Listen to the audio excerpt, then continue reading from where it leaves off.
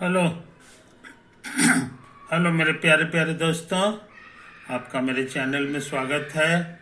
मेरे चैनल का नाम है रजनीकांत सिन्हा। ये यूट्यूब का चैनल है और जो वीडियो देख रहे हो है ना, उसका थंबनेल देखे होगे, लिखा हुआ है B I I T topper in ₹500, है ना। अब तुम जानना चाहोगे कि ₹500 तुमको कहाँ ट्रांसफ़र करना है ना। तो वो जान लो, है कि नहीं। यही वो अकाउंट है जिसमें तुम्हें ₹500 ट्रांसफ़र करना है।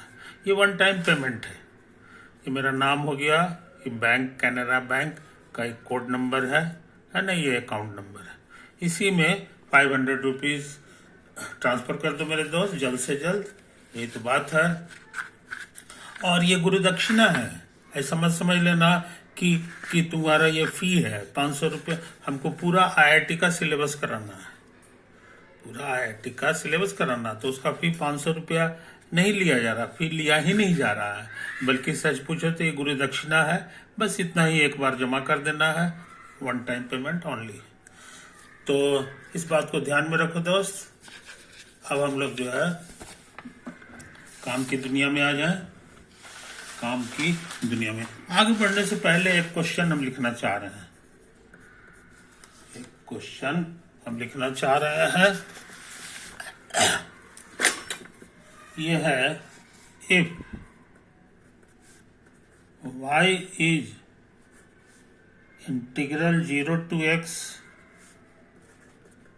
t square by root over t square plus 1 dt, then the rate of change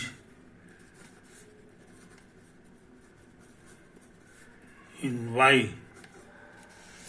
with respect to x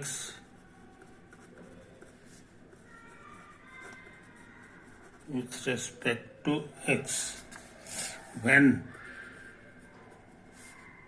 x बराबर 1 इज, ऑप्शंस दिए हुए हैं, √2, हाफ, 1/√2, none of these,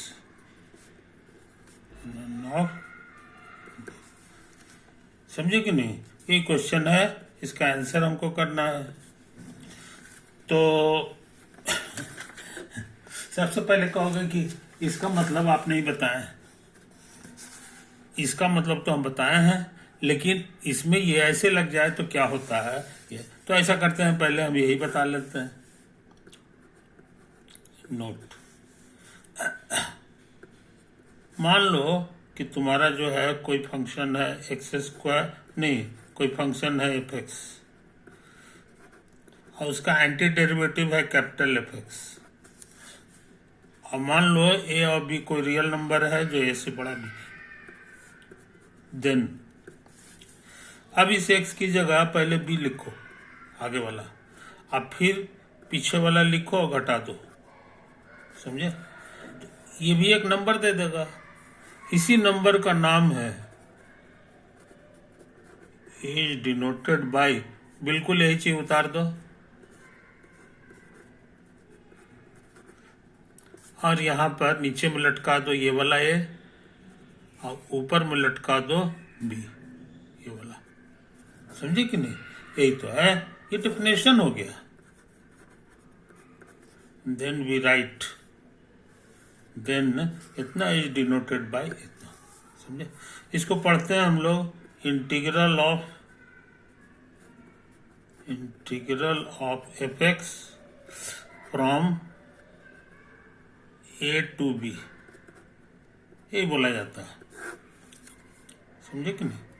तो यहां पर जो है, यहां पर कई लोग डिफिनिट वर्ड भी इस्तेमाल करते हैं, डिफिनिट इंटीग्रल, समझे कि नहीं।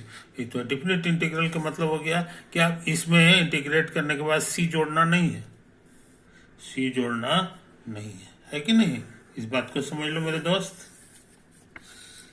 अच्छा, अभी हम इस सवाल को बना नहीं रहे हैं, अभी कुछ और चीज हम तुमको समझाना चाह रहे हैं। नोट, मान लो तुम्हारा लिखा हुआ है साइन एक्स, नहीं साइन टी और डी टी, है ना, और यहाँ लिखा हुआ है A2x, A2x है कि नहीं। तो ये कैलकुलेट करेंगे तो क्या होगा, सो समझ लो। साइन का एंटी डेरिवेटिव याद होगा, माइनस कॉस होता है, टी है तो टी लिखाएगा, है कि नहीं। अच्छा, और उसके बाद एंटी डेरिवेटिव इसका ये हो गया। कहने का मतलब ये हो गया जनाब, कहने का मतलब ये हो गया कि ये मेरे लिए है छोटा एफ एक्स एफ टी की जगह, ये देखो। ये है हमारे लिए जो आंसर आ जाता है वो कैपिटल कहलाता है, तो कैपिटल एफ ऑफ टी हो गया। आई बात समझ में, यही तो है। इसको अभी हटा दो, इसको, ये तो पुरानी बात हो गई। देयरफॉर तुमको सिखाया गया है, इसका मतलब A2 मान लो कि x लिखा हुआ है, समझे, A2x लिखा हुआ है, तो ये फंक्शन अब तुम्हारा छोटा एफ एक्स का रह गया, छोटा एफ एक्स का जो फंक्शन है ये तुम्हारा जस्ट का रह गया। तो इसका मतलब क्या हुआ, सब समझ लो। सिखा दिए हैं कि बड़का एफ में पहले बी भर दो, बी माने ऊपर वाला, तो बड़का एफ हमारा यही था, इसी में बी भरना होगा। बी का मतलब हो गया कॉस टी, है ना, और टी को हटा करके एक्स भर देना है, ये काम हो गया। उसके बाद बड़का में फिर माइनस लिखना है, फिर बड़का में लिखना है यही वाला फंक्शन, लेकिन ए माने नीचे वाला, तो नीचे मेरा ए है, तो हो जाएगा माइनस कॉस ए, समझे, ये तो है। तो ये समझाने के लिए लिखे हैं। आगे से हम लोग यहाँ के बाद सीधे यहाँ लिख देते हैं कि जब ऊपर में नीचे ये सब यहाँ भर देंगे नंबर, तो उसका मतलब हो जाएगा यही नंबर दो बार, एक बार में ऊपर वाला डाटा भरेंगे, पहले ऊपर वाला, और एक में नीचे वाला, दोनों को घटा देते हैं, है कि नहीं। ये अभी की पढ़ाई से आया, तो कुल मिला के ही हो जाएगा कॉस ए और माइनस कॉस एक्स, समझे। कहने का मन ये जो चीज है ये इतना हो गया, और ये फंक्शन ऑफ एक्स है, ये क्या है, फंक्शन ऑफ एक्स। तो इसका हम डेरिवेटिव निकाल सकते हैं, तो इधर डी बाई डी एक्स लगाएंगे, कॉस से माइनस कॉस एक्स, तो इधर भी हमको डी बाई डी एक्स लगाना होगा, ए एक्स और साइन टी डी टी, कई बार समझे, ये तो है। अच्छा, नेगेटिव रूल से डी बाई डी एक्स दोनों के बगल में सटेगा, और D by d x of cos x, समझे, ये तो है। याद रहे इसमें एक्स नहीं है, यानी कांस्टेंट है। अब कांस्टेंट का डेरिवेटिव क्या होता है याद होगा, और इसको उतार दो, और इसका डेरिवेटिव याद होगा, कॉस का डेरिवेटिव होता है माइनस साइन एक्स, तो माइनस माइनस प्लस हो गया, ये तो है। तो ये खतरनाक चीज जो है कितना के बराबर आ गया,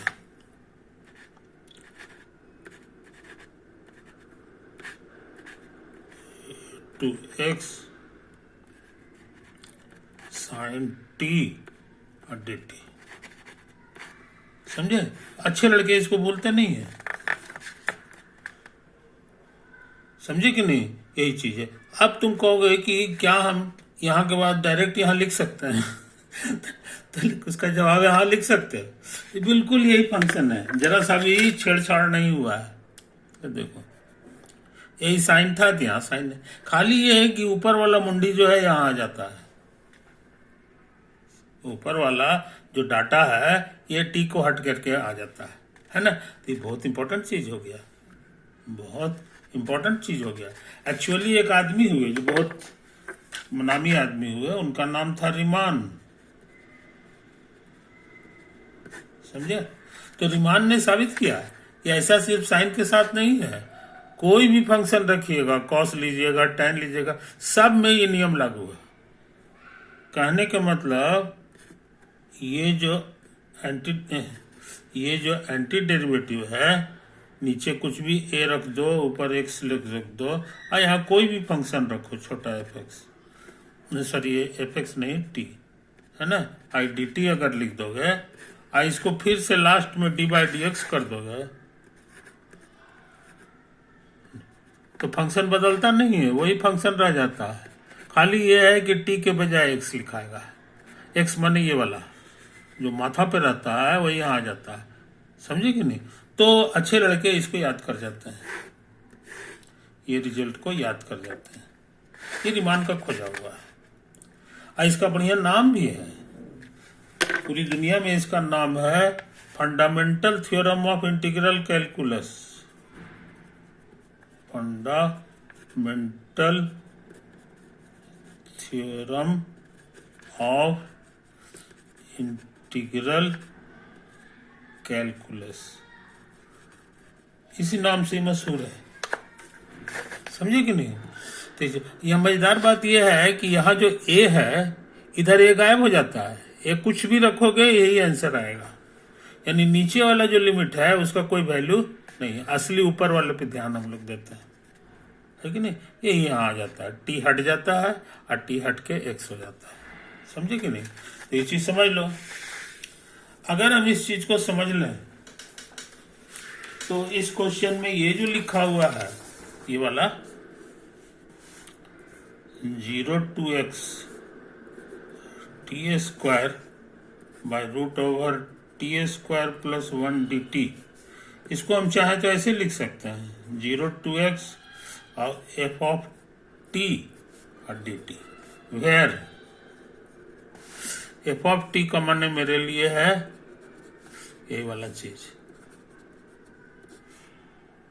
root over t square plus, समझा, कोई दिक्कत नहीं। अब फंडामेंटल थ्योरम कहता है कि अगर इसमें हम डी बाई डी एक्स लगाएंगे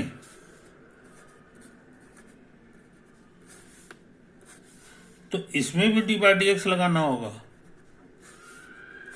समझा। अब फंडामेंटल थ्योरम तुम्हारा क्या करता है, तो देखो यहाँ पे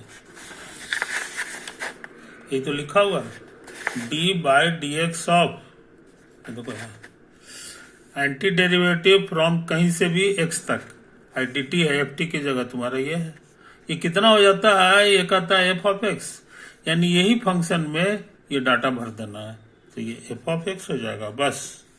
ये कहाँ से आया है जी, यहाँ आया है by the fundamental theorem of integral calculus, short भाषा में लिख दिया fundamental theorem of integral calculus.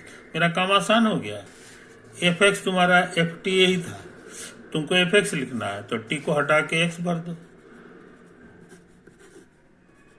X भर दो, है कि नहीं। तो यही हो गया। और इसको गौर से देखो, ये डी था डी बाई डी एक्स, और यही चीज का छोटा सा नाम दिया हुआ था क्वेश्चन में, पूरा का छोटा सा नाम वाई दिया हुआ था, तो ये इतना हो गया, है कि नहीं। तो हम लोग बड़ी मेहनत करके ही निकाल लिए कि d y by d x असल में इतना है, लेकिन हमको किस पॉइंट पे काम करना है, ये लिख दिया है व्हेन x बराबर 1, यानी इस फॉर्मूला में x की जगह 1 भरना है, x बराबर, तो यहाँ 1 square by root over 1 square plus 1, समझे। तो कुल मिला के 1 बाय रूट 2 हो गया, है कि नहीं, ये तो है। तो मेरे अनुसार इसका आंसर क्या हुआ सो समझ लो, यही वाला सी हुआ, है कि नहीं, बशर्ते कि हम इसका मतलब rate of change with respect to x का मतलब बता दें कि इसको d y by d x कह सकते हैं आप। D y by d x का एक दूसरा नाम ये भी है rate of change in y with respect to x, है कि नहीं। तो इतना ही ड्यू रह गया, कि ये चीज के बराबर कैसे हो जाता है ना, क्यों ऐसा नाम पड़ गया इसका। इसका तो ऑलरेडी नाम था derivative of y with respect to x। इसका ये नया नाम जो आ गया रेट ऑफ चेंज, ये कहाँ से आया है, यही अब बताना हमारा बाकी रह गया। बाकी सब काम हम कर दिए इस सवाल में, है कि नहीं। तो उसी को समझ लो। रेट वर्ड जो है बड़ा पुराना है, हजारों साल पहले भी रेट का नाम था, है कि नहीं। जैसे कि मान लो कि यहां लिखा हुआ है अमाउंट माने पैसा, इसको हम रुपीज में कहेंगे। और यहां लिख लो वेट, वजन। जैसे कोई सामान खरीद रहे हो तो उसको केजी में खरीदोगा, है कि नहीं। तो मान लो कि हम इसी तरह बोल रहे हैं, मान लो कि तुमको लग गया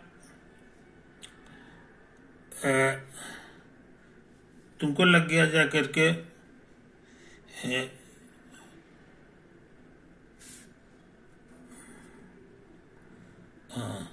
30 किलो खरीदे हो कोई चीज।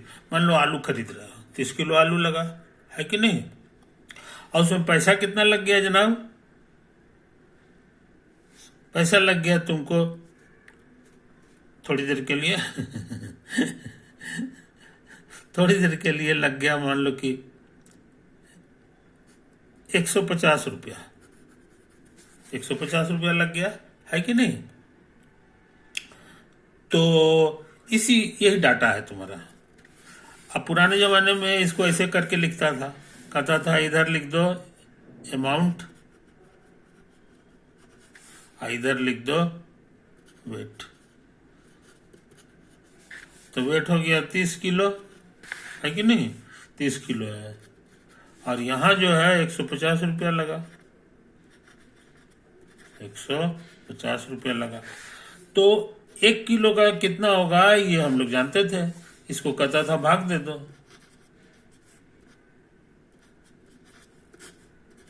30 kg, समझे। अब उसके बाद कटिंग शटिंग किए, हमको लगता है 5 बार हो गया। तो यहां पर आ गया ₹5, अब बटा में है इतना। तो पुराने जमाने में इसी तरह से बोला जाता था, है कि नहीं। ये जब इससे इसको भाग दे दिया जाता है, किसी चीज को किसी चीज से भाग दिया जाता है, तो इसी को कहा जाता था रेट। पुराने जमाने का नियम है, आई बात समझ में। तो ये नया वर्ड नहीं है, नया वर्ड नहीं है। कोई चीज का भी रेट निकालना है तो उसका यही तरीका है। और उसका यूनिट क्या होगा तो ये भी लिखा होगा। इसको बहुत से लोग ऐसे लिखेगा, 5 लिखेगा और रुपीज और पर केजी। दुकानदार बोलेगा 5 रुपये किलो पर केजी, माने 1 किलो में 5 रुपया लगेगा। कोई दिक्कत।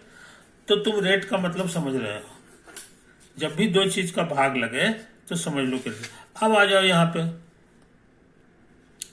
अब यहाँ पे मान लो थोड़ी देर के लिए कि यही वो लाइन है, इसको एक्स एक्सिस को, है कि नहीं।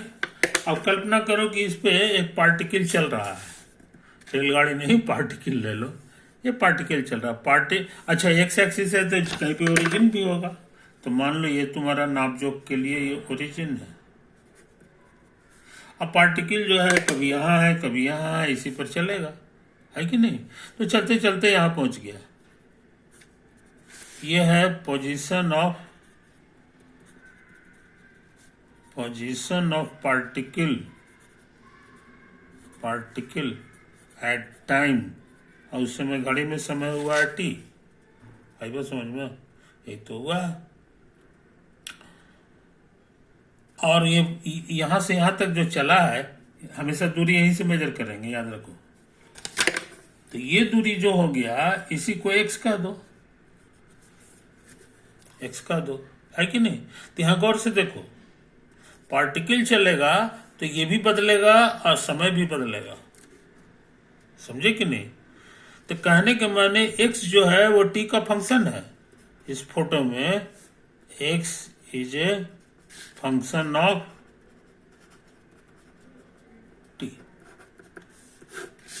आई बात समझ में?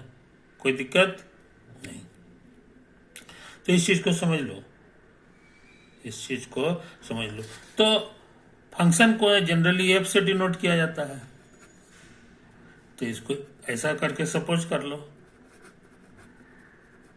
सपोज कर लो, है कि नहीं? अच्छा, थोड़ा सा समय और बीता, टी में थोड़ा सा और बढ़ोतरी कर दो, तो पार्टिकल मान लो कि यहां आ गया, यहां आ गया। तो यहां जब आया है, यहां जब आया है, उस समय टाइम हो गया, बदल गया, उस समय टाइम हो गया T plus delta T, T plus delta T. Delta T इसलिए एच भी लिख सकते थे, टी प्लस एच, लेकिन हम नहीं लिखे हैं, इसलिए कि सब लोग ऐसे ही लिखता है तो हम भी लिख रहे हैं, और ये प्रथा चली आ रही है 50 बरस से, 100 बरस से, तो इसीलिए हम लोग भी डेल्टा, डेल्टा का माने स्मॉल नंबर, ये स्मॉल है, डेल्टा यही इशारा कर रहा है बस, कि ज्यादा बड़ा मत ले लेना, है कि नहीं? तो थोड़ा सा चेंज किए हैं समय का, तो थोड़ा सा इसका पोजीशन भी चेंज होगा, नया पोजीशन आ गया, और हमेशा दूरी हम लोग यहीं से मेजर करते हैं, इसीलिए ये जो दूरी है ये कहला जाएगा x, नहीं नहीं, ये हमारा था कितना, इसकी का नाम दिए थे एफ ऑफ टी, तो फंक्शन वही रहेगा, लेकिन समय की जगह ये लिखना पड़ेगा। आई बात समझ में? यही तो है। तब यहाँ फिर इसी तरह का हिसाब करें, है कि नहीं? यहाँ लिख दो, ऐसे ऐसे ऐसे कर दो, और यहाँ लिखो चेंज इन डिस्प्लेसमेंट,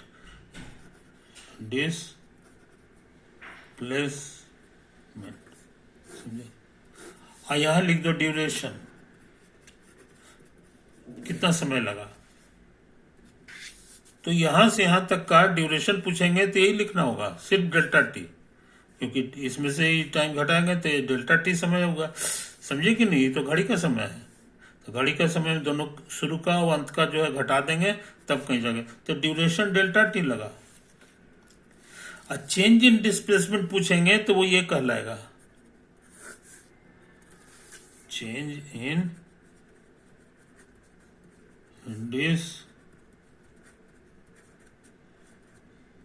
डिस्प्लेसमेंट कहेंगे, तो कहोगे ये वाला दूरी है। इसको नापने का एक और तरीका है, ये पूरा में से ही घटा दो, अब पूरा का नाम यहाँ लिखा हुआ है F of T plus delta T और माइनस एफ ऑफ टी, आइए समझ में? तो डिस्प्लेसमेंट को यहाँ लिख दो, सॉरी डेल्टा टी है, अब माइनस एफ ऑफ टी, ये तो आया। अब रेट निकालना है, तो रेट निकालने का ट्रिक तुमको सिखा दिए हैं, इसको यहाँ से डिवाइड करना पड़ता है, तो ड्यूरेशन से इसको डिवाइड करना होगा,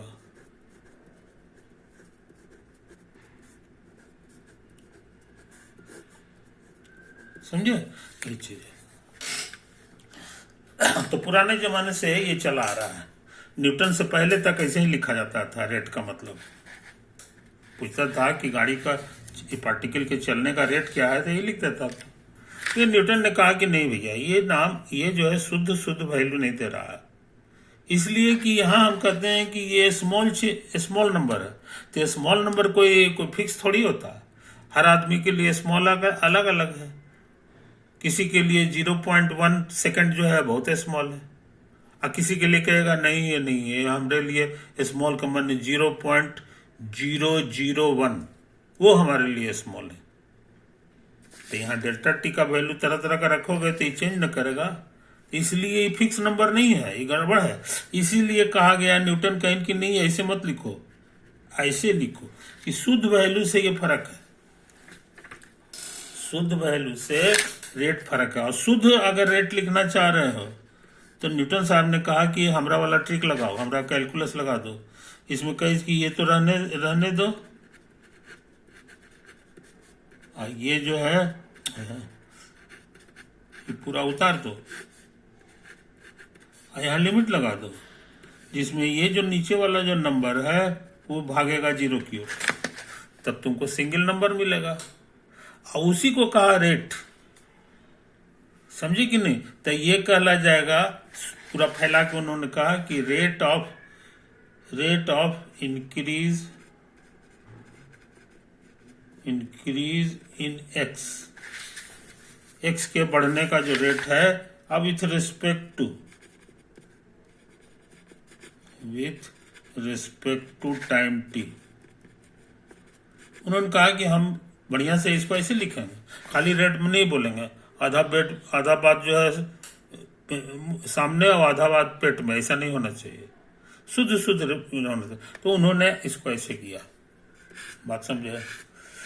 और उसके बाद कहा कि ये तो हमारा वाला पुराना चीज है जी, ये तो हमारा तुम लिख रहे हो d/dt ऑफ ft, इसका मतलब यही होता था, समझे कि नहीं? तो इस चीज को समझ लो। अच्छा, अब ft को हम लोग यहाँ नया नाम दिए हैं x शॉर्ट में, तो dx/dt हो गया। इसी को तुम ऐसे भी लिख सकते हो, बात समझे? अच्छा, ये जो है डेफिनेशन हो गया न्यूटन साहब के अनुसार, समझे? तो रेट ऑफ इंक्रीज मत बोलो, लिखो रेट ऑफ चेंज। तो ये वर्ड बड़ा इंपॉर्टेंट है, जहां भी रेट ऑफ चेंज रहे समझ लो कि हो न हो यही चीज है, बात समझे? तो हमको उम्मीद है कि तुम इन बारीकी को समझ रहे हो, तो अब हम लिख रहे हैं dy/dx, तो कहोगे कि इसके अनुसार ये हो जाएगा rate of change in x की जगह इसमें ऊपर में लिखा हुआ ये है, तो ऊपर में इसमें y है, rate of change in y और विथ रिस्पेक्ट टू, नीचे वाला टी था तो यहाँ टी लिखा था, यहाँ x है तो x लिखाएगा। तो dy/dx का दो मतलब हो गया। एक मतलब तुम्हारा सीखा हुआ है, ये स्लोप ऑफ टेंजेंट है, slope of tangent to the curve y बराबर fx, समझे कि नहीं? यही होता था, ये पहले से सीखा हुआ है। ये नया सीख रहे हैं कि इसका एक और मतलब है, rate of change in y with respect to x, समझे कि नहीं? इस चीज को समझ लो, कोई दिक्कत नहीं। तो मेरा काम हो गया, हमारे क्वेश्चन में यही कहा गया था, कहाँ चला गया यार? हाँ, कह रहा है ये निकालो, rate of change in y with respect to x, यानी हमको dy/dx निकालना है यहाँ पर। और कब? जब x 1 हो, तो कब वाला बात को ऐसे करके लिखा जाता है ना? यही हमको निकालना था, ये तुम निकाले हैं, इतना बुद्धि लगा करके हम यही निकाले हैं। देखो, dy/dx एट x बराबर, इसलिए ये सवाल पूरी तरह बन गया, है कि नहीं? अब आ जाओ, न्यूटन साहब ने क्या कहा सो समझ लो। कहा कि कोई एक्स एक्सिस है, ये ओरिजिन है कि नहीं? इसी पर पार्टिकल चल रहा है, पार्टिकल को हम लोग जो है लाल रंग का बना दें, यहाँ है, तो ये जो है यहाँ से यहाँ तक का दूरी को उन्होंने x कह दिया, जो एक फंक्शन है,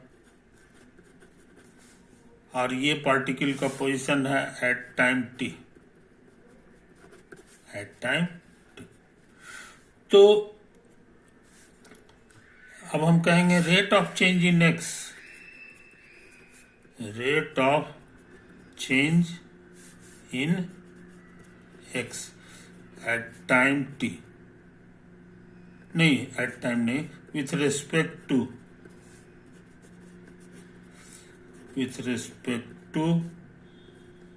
t। टाइम के रेस्पेक्ट में रेट ऑफ चेंज, है ना। तो कहोगे अभी के पढ़ाई के अनुसार यही हो जाएगा D of x by D T. समझे, यही तो है कहानी, यही है कहानी। अब सुनो कहानी, इसी का नया नाम हो गया, न्यूटन साहब ने कहा है velocity. Velocity of the particle का ही डेफिनेशन है, समझे, ये तो है कहानी। एट टाइम, ये सारा खेल हुआ है एट टाइम टी के लिए। कोई दिक्कत? तो एक्स की जगह जो है ये हमारे काम का चीज हो गया। एक्स की जगह हम चाहें तो एफ टी भी लिख सकते हैं, मगर न्यूटन साहब को ये पसंद नहीं था, ये पसंद नहीं था। कहें कि भाई ढेर सारा सिंबल रहता है तो हमको समझने में दिक्कत होती है, ये झूठ मूठ का एफ आ जाता है, तो ये एक नया सिंबल जो घुस जाता है, हालांकि सही है, लेकिन यह है कहीं कि नहीं, हमको आदत ऐसा नहीं है, हम एफ नहीं लिखेंगे। वो न्यूटन साहब को पसंद था ऐसे करके, एफ की जगह वही पुराना सिंबल है एक्स जो है उसी का इस्तेमाल कर देते थे, कहीं हम ऐसे ही लिखेंगे। तो इससे क्या फायदा हुआ कि ये वाला चीज हमारा इस तरह से हम लोग समझते हैं, एक्स और ये टी हो गया, एफ टी लिखने का रिवाज नहीं है। आगे चल के जितना पढ़ाई करोगे उसमें जो एफ टी एक्स बराबर एफ टी लिखने का रिवाज नहीं है, एक्स बराबर ऐसे लिखा जाता है। यानी ये अक्षर दो चीज बता रहा है, एक तो ये फंक्शन की जगह काम कर रहा है, और इसका मतलब जो है ये फंक्शन का वैल्यू भी एक से है कि नहीं। यही से फायदा हुआ कि थोड़ा गजबज कम हुआ, ढेर सारा सिंबल रहता है तो पढ़ाई डिफिकल्ट हो जाती है ना। तो यही सब कहानी है मेरे दोस्त, तो इसको ऐसे लिखा करो, आगे से हम भी ऐसे ही लिखेंगे। अब वेलोसिटी को वो भी कहते थे, क्या कहते थे, भी कहते थे। कहीं वेलोसिटी जब लिखेंगे तो हम भी लिखेंगे, और चूंकि यहाँ फंक्शन है तो डिफरेंशिएट करोगे तो फिर फंक्शन नहीं मिलेगा, और फंक्शन में कौन वेरिएबल होगा तो टी होगा। तो यहां से हम लोग सीख गए कि v is a function of T, v is a function of T, इसीलिए समझदार लोग इसको ऐसे लिखता है, कोई दिक्कत नहीं। तो हम लोग काफी काम कर चुके हैं मेरे दोस्त, इसको याद रखो। Okay, bye.